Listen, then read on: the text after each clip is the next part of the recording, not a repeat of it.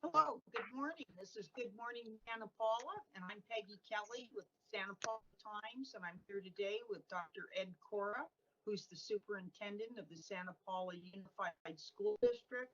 There's been a lot of news going on with what's going on with the school districts in light of Governor Newsom's announcement last Friday that about distance learning and other issues. But welcome, glad to see you this morning. It is Wednesday, July 22nd. I don't know if I mentioned that. You have a meeting tonight, Dr. Cora. So, but why don't you? How did you? I know that the superintendents from throughout Ventura County were already discussing the distance learning issue when the governor had stepped in. Even though I think some of the larger districts had already gone that way Mhm. before Ventura County. So, how did you feel when you saw the dictates, as it were? Even though I hate to use that word because that's not it, but the guidelines Mhm. from Newsom, from the governor on Friday. So first of all, good morning, Peggy, and thank you Good. for having me on, and thank you for giving me the opportunity to share information with parents in our community. So I will touch base on the press conference that happened last Friday, but like you said, before the press conference on Friday, county superintendents met with Stan Mantooth, the county superintendent, and we had a discussion about the trend and where things were going. We knew the governor was going to make an announcement on Friday. We didn't know exactly what it was going to be, but we kind of had a sense. So we decided as a county that we would move into distance learning for the safety of our students and our staff both. So we made that decision, I believe it was Wednesday or Thursday. And then last Friday, Governor Newsom came on, did his press conference, and shared with the entire state that all schools will start off in distance learning because of the trend that's happening, the increases in cases that are happening throughout California. So Yeah. I'd like to touch base on a couple of other things that I'll be sharing this evening at the board meeting from Governor Newsom's press conference. But he talked about the guiding principles too. Schools must provide meaningful instruction. And the second one is that safety is determined by health data. So before we are able to open up, all counties will need to make sure that the county is off of the state's monitoring list for 14 consecutive days without numbers increasing. And then he covered five, if I can very quickly, five basic principles that districts will have to adhere to. He talked about safe in-person schooling will be determined, as I mentioned, about from the local health data. Second one is all staff and students, third grade and above, must wear a mask. We will be strongly encouraging parents in TK, K, and 1 and second grade to also wear a mask. The third one is physical distancing of 6 feet must be maintained. Classrooms need to receive deep disinfecting, and temperature checks need to occur on a regular basis. 4, testing and contact tracing is required, and staff need to be regularly tested. And then the last one is rigorous distance learning is expected, and students need to have daily live interaction with staff. So those are the five basic principles that Governor Wilson covered on Friday. Mm-hmm. Mm-hmm. Now, so basically, what are we going to be looking at? So we'll just be strictly, to start at least, we're just going to be strictly distance learning. We will be distance learning starting on Wednesday, August 12th. It's our first day of school. And I'll be proposing to the board for several different reasons to continue with distance learning till the end of the first quarter. We were originally talking about going to Labor Day weekend anyway. The end of the first quarter is only 4 weeks later. And again, there's going to have to be a shift, and there's going to have to be some master scheduling challenges at the middle school and high school level to go from distance learning to hybrid learning. And again, hybrid is, two different groups. Group A comes Monday or Tuesday morning, while Group B is distance learning in the afternoon, and then we flip-flop that on Tuesday, flip-flop it on Wednesday, or Wednesday, Thursday, and Friday. So there's going to be some challenges. So our goal is to take it to the end of the first quarter. And then again, Peggy, with things the way they've been changing, who knows where we're going to be. But for right now, the plan is till the end of the first quarter, and that's what I'll be proposing to the board this evening. Yes, because I guess it seemed like we were on our way to go ahead and open the schools to a certain extent, whether it would have been, hybrid, etc. But boy, it's always changing. It's changing day by day. And the thing that's really so frustrating with COVID is just when it seems that things are getting better, you start to get nervous because it's going to get worse. And I know that that's a separate subject, but it's too bad because of the students. Now, I know that you had another survey and you had a better response this time to your survey. And this was about models that parents preferred, because this will still be have a bearing on what you do in the future. And so you asked parents in that survey what model they preferred, and what kind of numbers did you get back on that? So we have roughly about ballpark 5,000 students. We received, and thank you very much to you and Santa Paula Times for helping publicize it in the paper. That helped out. We received 3,513 responses. And of that number, parents chose full-time distance learning model. 1,579, or 45% of the responses, came back with full-time distance learning. 1,733 came back with the hybrid model, or 49%.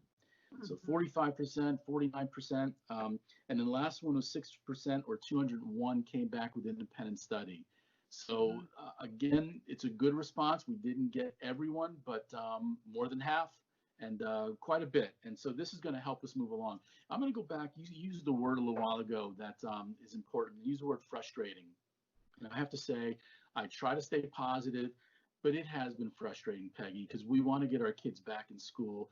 We all know it doesn't take a rocket scientist to say the best learning occurs in classroom with teachers and students face to face. So it's frustrating that we have to be dealing with these different models, but because of the safety of students and staff, this is the road we have to go down right now. Absolutely. Now, how do you feel? What are you looking at as far as perhaps now? Are you going to have to be doing the Chromebooks again? Are you going to be handing those out again? Do you have an idea of how many? Who pays for that? And just all that. And also, I was thinking too, with the campuses temporarily closed. Now, are you going to have the teachers actually teaching out of the classroom to the students, or are you just going to have them, which would of course entail opening up the campus itself? And also, are you going to be able to maybe is the district going to be able perhaps to get them more assistance, like maybe more aides to help them, especially since if they do close the campuses, they take down a lot of overhead. So a couple different things. Teachers are professionals, and they're awesome professionals. So we're giving them the option, wherever they feel comfortable working, whether they work from their classrooms or they work from homes, wherever they're working from, they're going to be comfortable and they're going to be safe. Everyone will have bell schedules. Even though you're going to be home, you'll have a bell schedule. Kids will have bell schedules. So depending on where you're at and where you feel comfortable, that's where the instruction will occur. So that's the first part. And as far as the schools, we're going to try and limit the amount of people coming in. Granted, some teachers will feel more comfortable from their classrooms working. That's fine. But we also want to continue working on some of the deep cleaning as well. So there's quite a few different details that we still have to work out. But to answer your question as far as where it's going to happen, where teachers are comfortable. You mentioned something else. What was the other part? I don't even know. I was just rambling. I've got so many questions. Oh, I know what it was. It was basically, now the teachers, do they need more help, classroom help, as it were, by the distance learning? Are they going to need more aides perhaps, or would that help? Or, is there more paperwork involved, I guess is what the bottom line is I'm asking. Is there going to be more paperwork for teachers to deal with because of distance learning? So that part, and the other part that I just remembered was about the Chromebooks. So let me hit that one first. Oh, and the Chromebooks too. I forgot we that had the too. students, the Chromebooks that we passed out at the end of the year, we let the students keep them. We didn't take them back. Okay. We figured this was probably going to happen to start the year. So we're probably going to have to send out another survey just asking parents, if your child does not have access to a laptop, please let us know. But we also have them checked out, like we check out library books. So we'll know who has them, but we still want to find out not only who has them or doesn't have them. We'll need to find out about hotspots and Wi-Fi access. Thanks to the California Department of Education and the Digital Divide program that they had, we received approximately about 1,000 Chromebooks and approximately about the same number of Wi-Fi hotspots. So we have them to give out. Our tech department has been working crazily just to try and get them up and running. So, and then the third part was the other one that you mentioned. Are they going to have more paperwork? Is there more paperwork involved for the papers with the distance learning? Thank you. And that third section that we're talking about, I want to thank both union leaders. We talked about safety, and we came to the conclusion to keep class sizes small. So there won't be any more than 24 students in a cohort. So at one time, when we do move to distance learning, to the hybrid program, if I'm a teacher, I'll have 12 in my classroom max and 12 in the distance learning, and then they'll swap back and forth morning and afternoon. So we'll keep them nice and small. Yeah, and that's for safety reasons. Exactly. Basically, and I would, we all would love to see the kids back in the classroom, Yes, we do. This is what has to happen. Now, so we're still looking at August 12th. I know CIF, I guess there's no sports till the end of the year, perhaps. And that goes for football and I guess everything else that might have been in between then and there. I'm not a sports person, but so what can we do to normal? It's too bad because basically this is different for the students, and there's going to be now you're still going to have the food programs, correct? Yes, we will. Okay, that's good. That's good. And for the distance learning, the food program will continue the way it's been happening. When we move to a hybrid program, it's going to be a grab and go at the school site. And we're also talking about the potential of having like breakfast in the classroom, where students will be they'll bring food to the classroom, pass them out in the classroom, and as they leave campus, they'll grab a bag to go home. And for the cohort that comes to school Tuesday morning, because Monday, everyone's going to be on distance learning. So the cohort that comes in on Tuesday morning, as they go to leave, they'll grab their lunches for Tuesday and Wednesday. When they come back on Thursday, they'll grab their lunch for Thursday and for Friday, and then vice versa. And going back to sports, Peggy, I've got to say, I don't have a child who's a senior, but if I did, if they played football in the fall, at least they're going to have a season. It's going to be a condensed season. It won't happen until January, but I'm glad that CIF decided not to just totally wash away the season. So they're taking the fall season and they're pushing it back and condensing it. Yeah, absolutely. That's very important. So now, and speaking of sports, are you going to have any sort of a program you encourage for elementary and middle school exercise, or maybe stretches with teacher, or something? Or it'll be online distance learning. And until we can do the hybrid program, when we do the hybrid program, the kids come in, we'll try and squeeze some time in to get them somehow. And being outside is better, as you know. But again, even if they're outside, we still have to keep the 6-foot distancing with our mask on. Yes. It's going to be completely different, like never before. For a strange new world.